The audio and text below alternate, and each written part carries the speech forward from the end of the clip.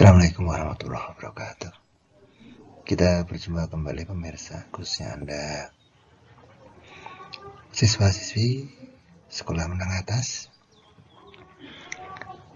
Kali ini kita akan bahas materi tentang struktur dan fungsi jaringan tumbuhan.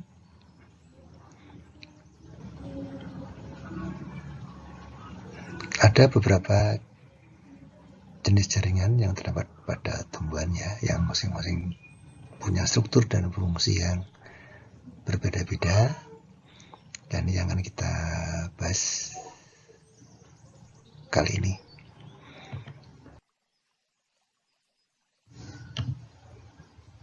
Kita lihat macam-macam jaringan tumbuhan. Yang pertama adalah jaringan meristem. Jaringan meristem adalah jaringan yang sel penyusunnya masih bersifat embrional, artinya mampu terus-menerus membelah. Nah, jadi jaringan meristem inilah yang menentukan pertumbuhan pada tumbuhan, karena sel-selnya masih terus-menerus membelah.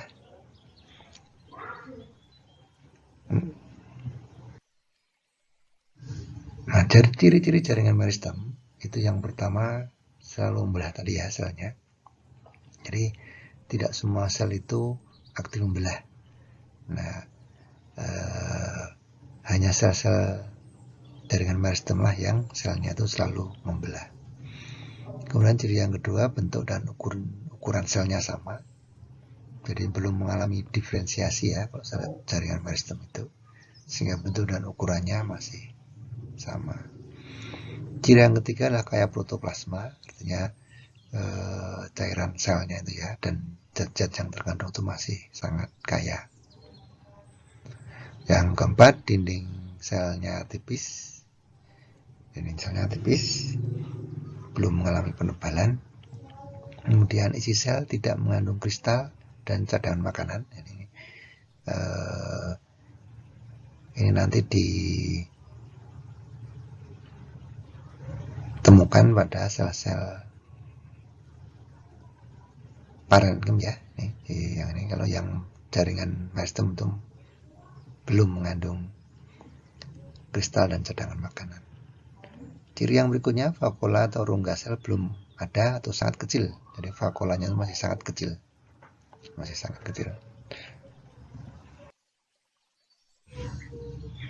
Jaringan meristem itu bisa dibagi menjadi dua macam. Yang pertama adalah meristem primer. Meristem primer itu berarti meristem yang pertama ya, yang terbentuk pertama kali, meristem primer nih. Yang kedua meristem sekunder, jadi yang kedua ya, yang setelah primer, ini yang kedua nih.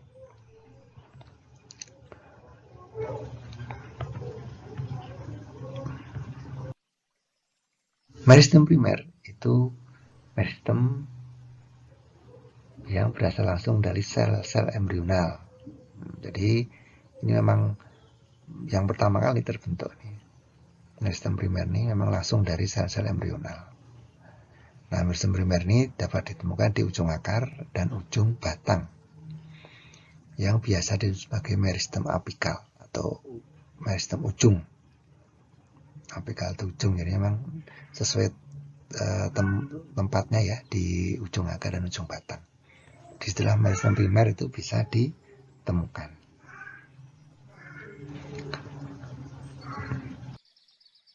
Kemudian yang kedua, meristem sekunder.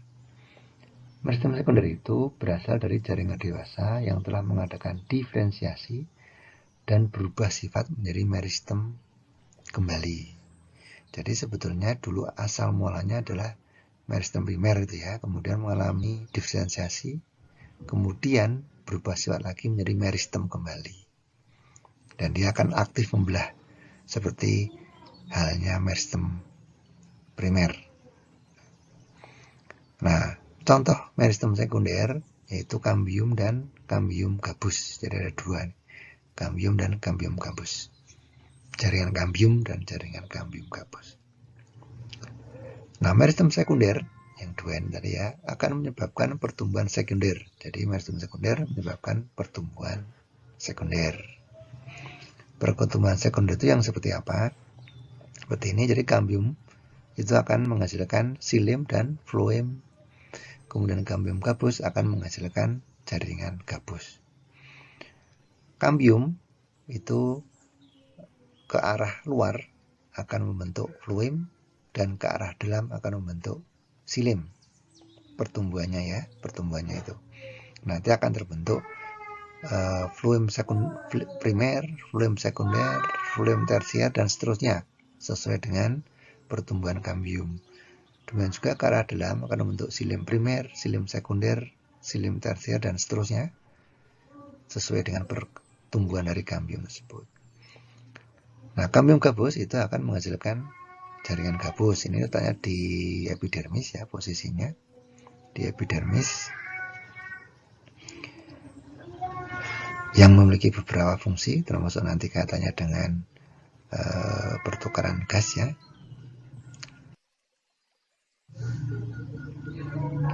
Nah, jaringan yang kedua pada tumbuhan adalah jaringan dewasa. Jadi yang pertama tadi adalah jaringan meristem. Itu jaringan yang muda yang masih terus membelah. Yang kedua ini adalah jaringan dewasa. Jaringan yang sudah dewasa artinya tidak aktif membelah, tidak begitu aktif membelah ya dibandingkan dengan meristem. Jaringan dewasa ini itu merupakan jaringan yang terbentuk dari hasil diferensiasi dan spesialisasi dari sel-sel jaringan meristem. Jadi jaringan meristem tadi itu membelah ya dengan aktif, bentuk dan struktur selnya masih sama, dan mereka nanti akan mengalami diferensiasi dan spesialisasi menghasilkan jaringan-jaringan yang berbeda-beda. Nah, jaringan itu dikelompokkan sebagai jaringan dewasa ini. Jaringan dewasa itu nanti ada beberapa, tergantung dari fungsinya ya. Jadi ya, semua asalnya jaringan dewasa adalah jaringan meristem. Nah, kita lihat ciri-ciri jaringan dewasa ya. Ini yang pertama mengalami diferensiasi tadi yang ini ya. Pada umumnya tidak membelah lagi, jadi umumnya sudah tidak aktif membelah. Kemudian bentuknya tetap permanen, rongga selnya besar, kemudian dinding selnya sudah mengalami penebalan. Dinding selnya biasanya sudah mengalami penebalan, berbeda dengan jaringan meristem. Nah, ini sebelah kiri ada beberapa gambar jaringan dewasa.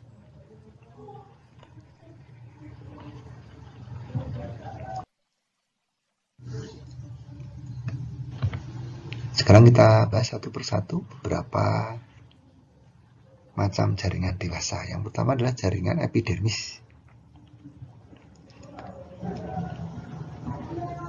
Jaringan epidermis merupakan jaringan yang menutupi permukaan tubuh. Jadi epi itu tepi, dermis itu ya kulit ya.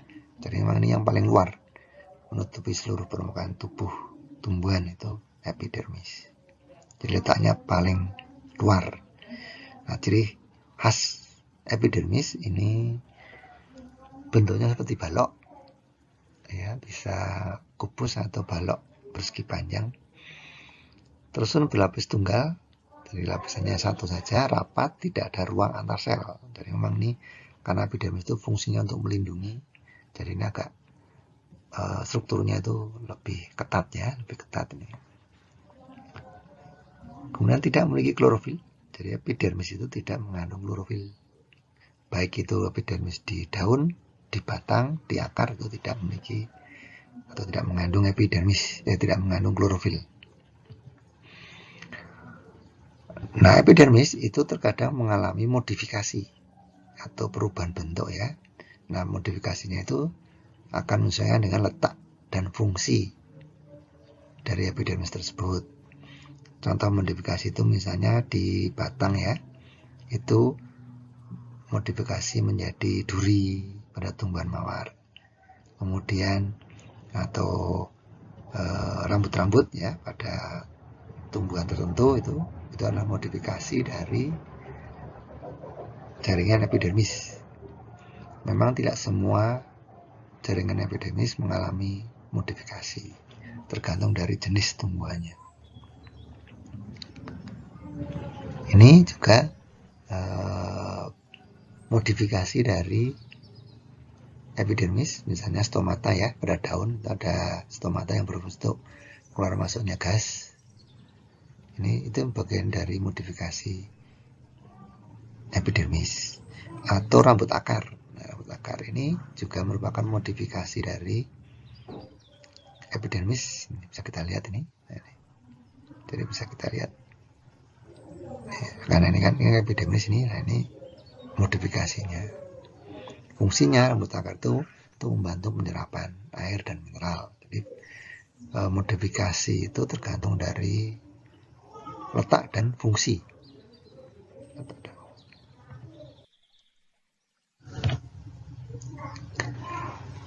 Kita lanjutkan jaringan dewasa yang kedua, yaitu jaringan parenkim. Nama lain dari jaringan parenkim adalah jaringan dasar. Jadi disebut sebagai jaringan dasar parenkim ini. Kenapa disebut sebagai jaringan dasar? Karena memang terdapat di seluruh bagian tubuh tumbuhan, dari ujung akar sampai ujung batang itu di mana-mana ada jaringan parenkim ini, yang nanti punya fungsi masing-masing,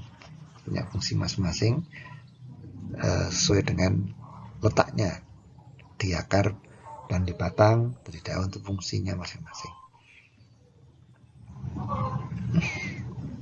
Nah, sel parenkim yang mengandung klorofil disebut sebagai klorenkim. Nah, ini kebanyakan terdapat di daun ya, sel parenkim yang mengandung klorofil ini kebanyakan ya, kadang-kadang juga di batang yang masih muda itu juga ada klorofilnya. Nah, fungsi dari jaringan parenkim adalah untuk menyimpan cadangan makanan, bisa di akar, bisa di batang ya, atau pada buah. Jadi pada buah itu kebanyakan parenkim jaringannya, dan juga menyimpan air ya. Juga berfungsi untuk fotosintesis karena tadi mengandung klorofil. Itu peran parenkim ya. Jadi memang posisinya ada di mana-mana di seluruh organ tubuh tumbuhan. Nih, ini cuma parenkim yang ini ya, misalnya jaringan palisade ini kan parenkim. Cuma penamaannya aja menjadi palisade. Kemudian jaringan bunga karang juga parenkim. Ini juga jaringan parenkim juga ini. Kemudian yang kalau di akar ini ada jaringan-jaringan ini yang warnanya hijau muda. Ini merupakan jaringan parenkim.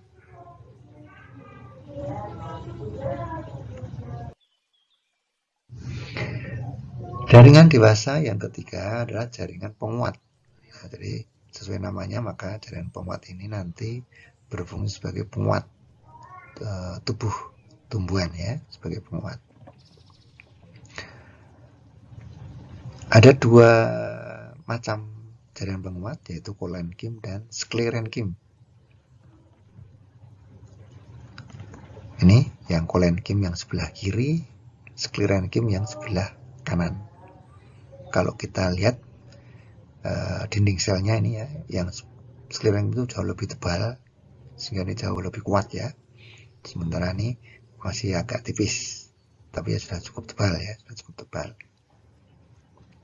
Seperti ini. Ini kalau irisan melintangnya seperti ini irisan yang membujur seperti ini. Ini juga ini. Ini kita lihat ini sangat tebal. Kalau yang penebalan sangat tebal ini disebut sebagai sklerid, ya, sklerida. Ini jadi sudah sangat tebal, sangat keras. Misalnya pada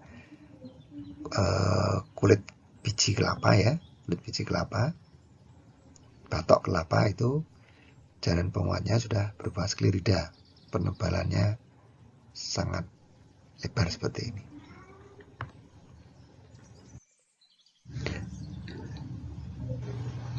Dari segi letaknya, maka kolenkim itu terdapat pada bagian tumbuhan yang masih muda. Kemudian dinding selnya mengandung selulose sehingga bisa lentur. Jadi yang muda-muda itu masih lentur ya, karena zatnya itu selulose. Sementara kalau sklerenchyme itu pada bagian tumbuhan yang sudah tua, dinding selnya menebal yang mengandung zat lignin sehingga sangat keras. Bisa di batang, bisa di kulit biji. Biasanya kulit biji itu kebanyakan sklerenchyme yang penebalannya itu mengandung zat lignin ini, sehingga sangat keras. Jaringan dewasa yang keempat adalah jaringan pengangkut.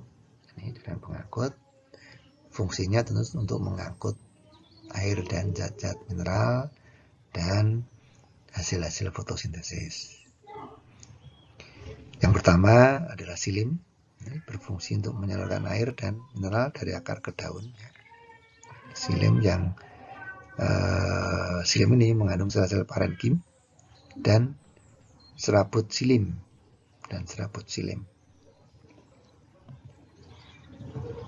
Seperti ini kalau kita lihat yang ini. Nah, ini penampang melintang batang dikotil. Nah, ini adalah silin dan phloem seperti ini. Ini pada akar nih sama ini ya. Ini silim dan phloem berdampingan kalau pada monokotil. Pada dikotil. Yang kedua adalah phloem. Phloem itu berfungsi untuk menyalurkan zat makanan hasil fotosintesis dari daun ke seluruh bagian tubuh tumbuhan. Jadi membawa makanan untuk menghidupi sel-sel dari ujung akar sampai ujung batang dan daun-daun. Di antara pembuluh phloem itu dapat jaringan parenkim yang disebut sebagai parenkim phloem. Jadi di silim ada parenkimnya, di phloem juga ada parenkim. Seperti ini. Kalau ini penampang melintang batang monokotil, ya. Jadi seperti ini. Kalau ini posisi silim phloemnya tersebar seperti ini. Satu titik ini adalah gabungan silim dan phloem. Kalau dibesar seperti ini, jadi tersebar seperti ini. Tidak teratur seperti halnya tumbuhan dikotil. Kalau yang dikotil yang seperti ini, nah ini teratur seperti ini. Ini dikotil.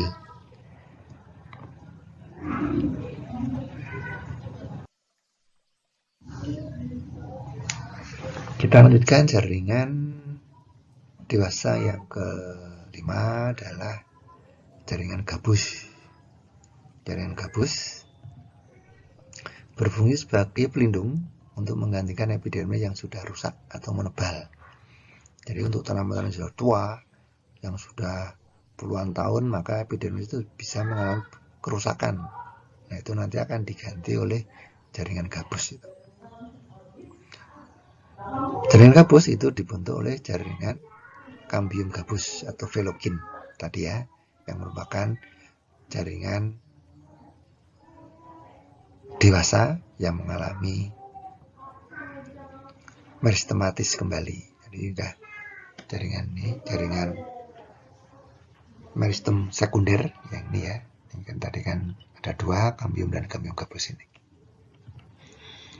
Phloem akan membentuk film atau gabus ke arah luar dan phloderm jaringan gabus ke dalam.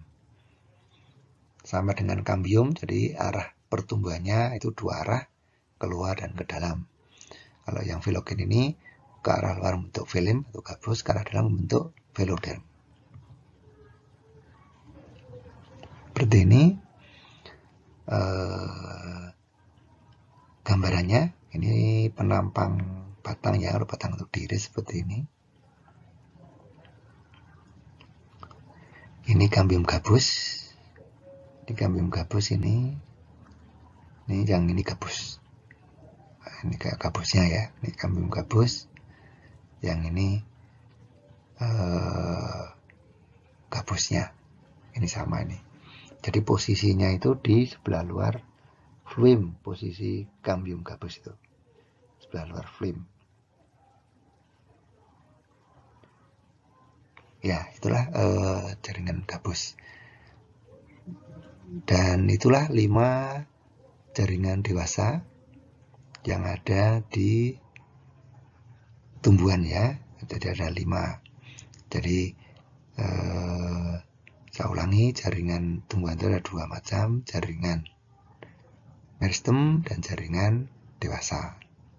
Jaringan dewasa itu asalnya itu dari jaringan meristem yang mengalami diferensiasi dan spesialisasi sehingga punya fungsi yang tertentu. Jadi tujuan spesialisasi dan diferensiasi itu mengarah ke fungsi yang tertentu. Jaringan meristem ada 2, jaringan meristem primer dan jaringan meristem sekunder.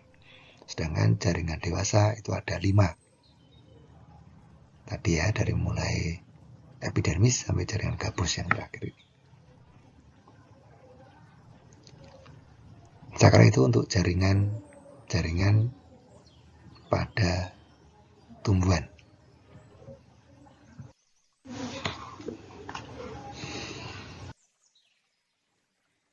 Baik, demikian pembahasan kita kali ini. Kita akan berjumpa dengan video yang lain dan pembahasan yang berbeda juga. Terima kasih atas perhatiannya. Assalamualaikum warahmatullahi wabarakatuh.